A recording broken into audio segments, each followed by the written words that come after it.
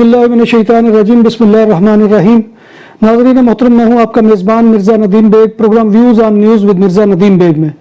ناظرین محترم، کسی زمانے میں ہمیں یہ خبر سنائی گئی تھی کہ سعودی عرب کے ساتھ پاکستانی حکومت نے ایسا معاہدہ کیا ہے کہ جس کے بعد جو ہے سعودی عرب کے اندر وہاں کی جیلوں میں بند جو ہے وہ پاکستانی وہ رہائی پا جائیں گے.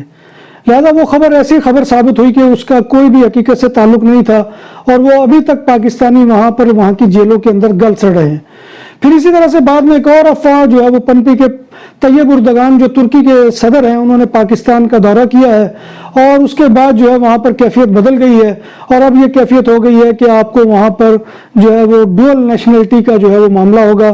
آپ ترکی کا پاسپورٹ بھی رکھ سکتے ہیں اور اس کے ساتھ پاکستانی پاسپورٹ بھی رکھ سکتے ہیں.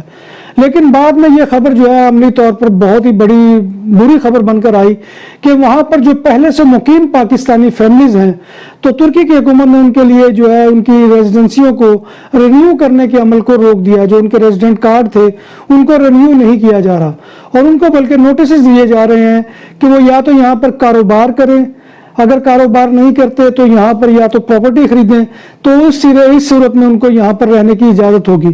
اگر وہ یہ دونوں شرائط کو پورا نہیں کرتے تو وہ یہاں سے جو ہے وہ نکل جائیں. اور اس کے اوپر جو ہے بہت ہی وہاں پر پاکستانی فیملیز جو قریباً 400-500 کے قریب جو ہے وہ بنتی ہیں، تو ان کے اندر بڑی ہی اضطراب کی کیفیت ہے اور بڑی ہی عجیب صورتحال ہے. تو آج ہم نے اپنے پروگرام میں جو ہے وہاں پر ہمارے 92 کے نمائندہ بھی ہیں اور بہت ہی ایکٹیو صحافی ہیں جناب عاطف بٹ صاحب. تو میں نے ان کو دعوت دی تھی کہ وہ آئیں اور ہمارے ساتھ جو ہے اس معاملے کو شیئر کریں تاکہ ہمیں پتہ چل سکے کہ وہاں پر کیا صورتحال ہے. تو ہمارے ساتھ اس وقت جو ہے وہ لائن پر عاطف بٹ صاحب ہیں. تو عاطف بٹ صاحب، میرا آپ سے سوال یہ ہے کہ ہمیں یہ بتائیے کہ ترکی میں اصل میں کیا صورتحال ہے اور کس طرح سے لوگ وہاں پر جو ہے وہ اس کیفیت سے دوچار ہیں کہ جن کو یہ نوٹسز مل چکے ہیں کہ ان کی ریزیڈنسی جو ہے وہ رینیو نہیں ہوگی اور ریزیڈنسی رینیو ہونے ہی ہوگی تو اس کے بعد ان کو یہاں سے ملک چھوڑ کر جانا ہوگا. تو عاطف بٹ صاحب پلیز آپ ذرا اس کے بارے میں ہمیں اور ہمارے ناظرین کو آگاہ کیجیے. جی عاطف بٹ. میں یہ بتانا چاہوں گا کہ استنبول کے اندر تقریباً 600-700 فیملی رہائش پذیر ہے.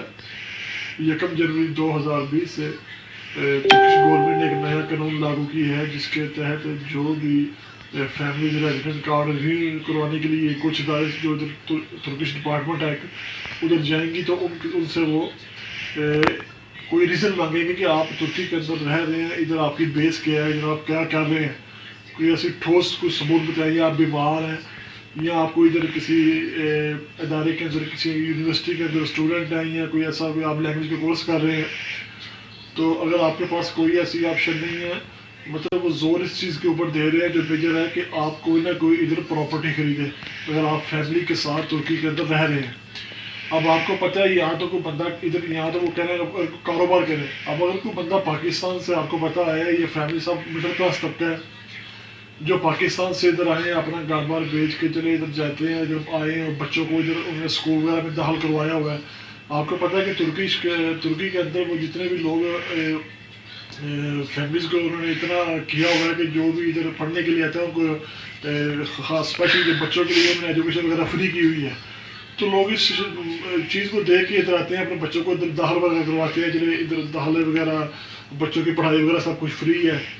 مسجد ہے، سیکولر اسٹیٹ ہے کہ ترکی جو ہے حقیقت ہے.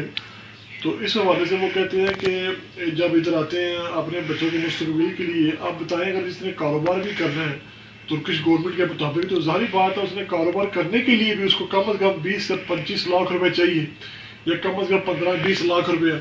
اب اسی اماؤنٹ کے اندر ادھر گھر بھی ملتا ہے 20-25 لاکھ روپے میں. اب ایک فیملی، ہر کوئی 600 فیملی ہے، دیکھیں اگر 100 بندہ گھر خرید سکتا ہے، اب ہر بندہ تو نہ 25-30 لاکھ روپے لگا کے ادھر گھر خریدے گا.